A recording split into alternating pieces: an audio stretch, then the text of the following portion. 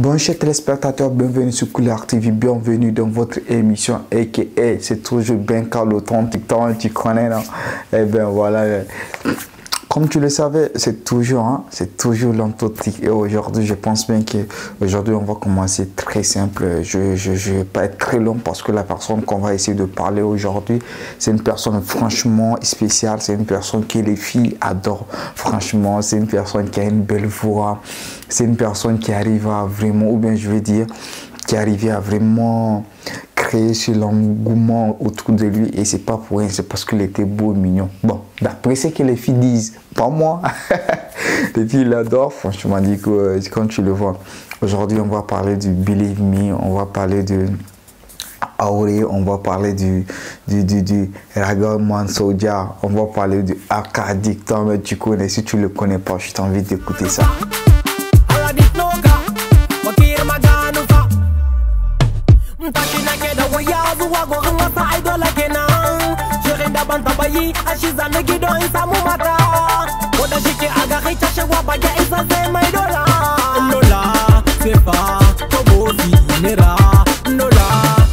Comme tu l'as si bien vu, Arcadic, c'est un autre monde, c'est une personne franchement qui a voulu vraiment pousser la musique nigérienne un peu de l'avant. Je penserais, ou bien je dirais, c'est la seule personne franchement qui a été signée par une vraie label, ou bien je vais dire international, qui n'est pas nigérien, parce que peut-être s'il y en avait eu, bon, moi je sais pas au courant de ça, mais Arcadic pour moi c'est la première personne à être signée dans un label vraiment sérieux. Comme on peut le dire aussi, Arcadic c'est la seule personne aussi qui a bien pu franchement amener sa carrière au-delà de nos frontières, qui a vraiment fait quelque chose sans vouloir forcer, qui a vraiment apporté quelque chose de nouveau, à faire des clips vraiment de qualité, à faire de la promotion en tant que telle de la musique. Mais hélas, je ne sais pas ce qui s'est passé réellement dans son contrat avec le truc. D'après ce qu'on a entendu, bon, on va en parler dans l'un de la partie critique. Et aussi Arcadic, c'est franchement la mélodie, c'est vraiment le rap pur, c'est vraiment le raga. Au final, des fois tu te demandes, mais ces talents plutôt, excusez-moi, comment ça se fait qu'il n'explose pas? Comment ça se fait qu'il ne part pas loin? En fait, c'est ça le souci de la musique nigérienne, parce que comme je ne cesserai de le dire et je le dirai toujours, il nous manque toujours un leader, il nous manque toujours quelqu'un qui vraiment, on n'a pas besoin de parler de lui. Vous voyez quoi, on n'a pas besoin de dire il a fait ceci. Non, c'est tout le monde qui dit ah vraiment il est fort. Si tu te rappelles aussi de la musique Believe Me avec, comment il s'appelle, Ismaël, c'est une chanson qui a vraiment cartonné, parce que ce sont des textes que nous on écrivait aux filles, ce sont des textes que les filles nous écrivaient, tu vois, modifiés pour nous écrire. Franchement, il a créé tout ce background qu'il fallait, parce que il a été aimé franchement des filles, et personne ne peut le nier, hein. Personne, parce qu'il a fait vraiment ses preuves. Moi je me rappelle, peut-être lui il ne se rappelle pas, son premier concert qu'il a fait au CCFN, j'ai oublié exactement l'année, mais je me suis déplacé de chez moi jusqu'à CCFN. Je me rappelle comme si c'était hier la scène.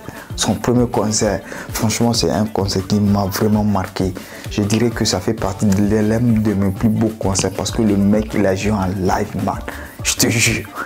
Il était habillé en noir, je pense qu'il était avec deux gars, il avait ses choristes qui sont, bon pas ses choristes, ses batteurs, chants, son pianiste, là j'ai oublié son nom franchement.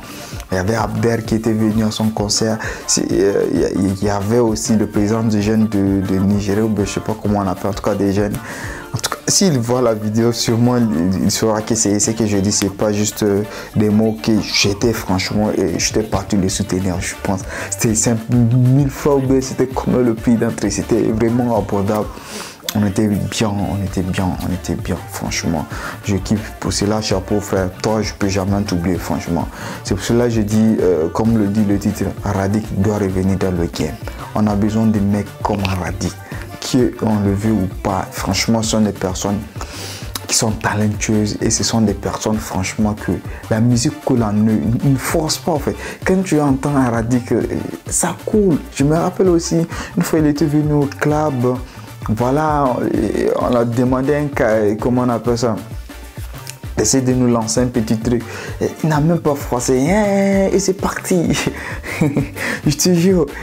Non, c'est franchement fort, Aradik. Franchement, si tu me vois, franchement, le game a besoin de toi, mec. Il faut revenir. Franchement, come back for me, bro. Please, come back. Merci, comme tu l'as compris. En tout cas, comme on le disait, aussi sur le plan technique vocale, comment on appelle ça, savoir maîtriser de l'instrument, améliorer sa musique. Je pense bien sur ce plan, il en avait. Parce qu'il n'est plus là. Bah, du coup, on ne peut plus juger, quoi, mais il en avait. Vous voyez un peu. Voilà, c'est un peu ça. Alors, pourquoi je dirais sa carrière n'est pas partie très loin? Pour moi, Radic, je dirais pas qu'il avait mal réfléchi, mais il était mal entouré. Parce que arriver à ce niveau et descendre si bas, bon, il n'est pas descendu si bas. Si je dis descendu, c'est-à-dire sur le plan vraiment, bon, pas aussi de la communication, mais de la visibilité. Il n'était vraiment pas visible aux yeux des gens. Et par exemple, nous les mélomanes, franchement, on ne le sentait pas vraiment présent sur la scène depuis sa rupture avec sa maison de production, mais c'est son label, je ne sais pas trop. Franchement, depuis cela, il a fait son concert. Après son concert, vraiment, son deuxième plus grand concert, je dirais, il a vraiment disparu.